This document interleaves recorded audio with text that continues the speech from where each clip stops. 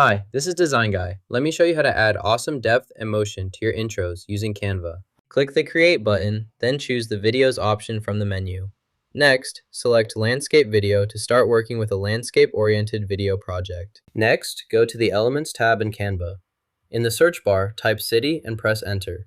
Under the Photo section, click See All to view more options. Browse through the available city images and select one that fits your design. Click the photo to add it to your project. Select the object you want to separate, then choose the Detach option to remove it from the background. This allows you to isolate the object for further editing or use. Next, add a block in this section. Once added, create a duplicate of the same block right beside it by using the Duplicate function. With both blocks in place, locate the display options and select the option to maximize or expand the content to full screen. This ensures your blocks are easily visible and fully utilized. To set this as your background image, right-click on the image you want to use. From the menu, select Set as Background Image. Next, if you need to copy the image for another use, simply right-click again and choose Copy Image. This will add the image to your clipboard, ready to paste. This layer isn't attached to the background, so you can move it freely. Drag the layer to reposition it as needed.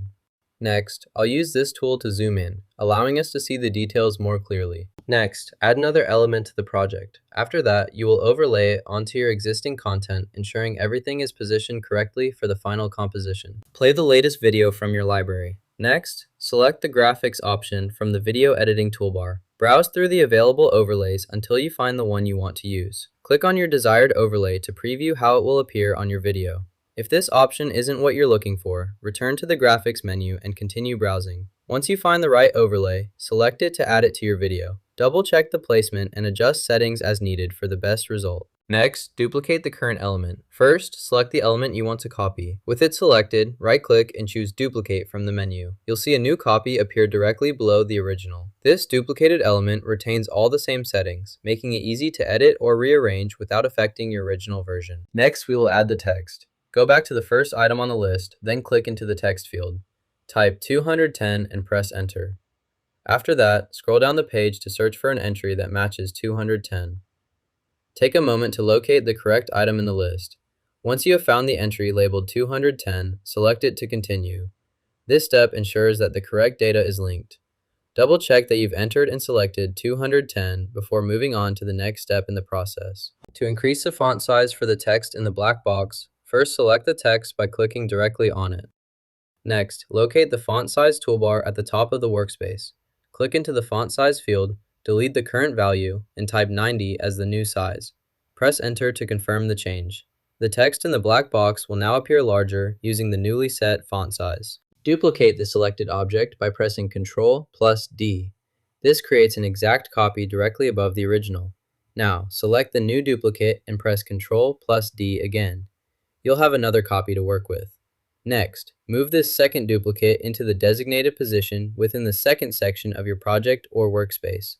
Carefully align it as needed so it matches the layout or spacing required for your design. By duplicating and positioning these copies, you ensure consistency and uniform placement throughout your project. Repeat these steps for any additional sections that require the duplicated object. Click the small arrow or plus icon next to the label to expand this section. By expanding it, you can reveal additional options or information that might be hidden or collapsed by default. This feature is useful when you want to see more details or access more controls without cluttering your main workspace. Once expanded, review the available options in the section. If you need to make adjustments or select specific settings, do so within this panel. You can always collapse the section again by clicking the arrow or minus icon, helping keep your workspace organized. Use expansion panels like this throughout the application to navigate between different sections, uncover hidden features, or gain a better overview of your data. Remember to look out for similar icons elsewhere in the interface. Anytime you see an expandable area, it's a good idea to check what's inside to ensure you're not missing important tools or settings. To exchange the items, start by selecting the item you want to move. Click and hold to pick it up, then drag it over to the new location. Once you've reached the desired spot, release the mouse button to drop the item in place. Make sure to confirm that the exchange was successful by checking the position of the item in its new location. If you need to move multiple items, repeat this process with each one. This method ensures your items are organized and relocated according to your preferences.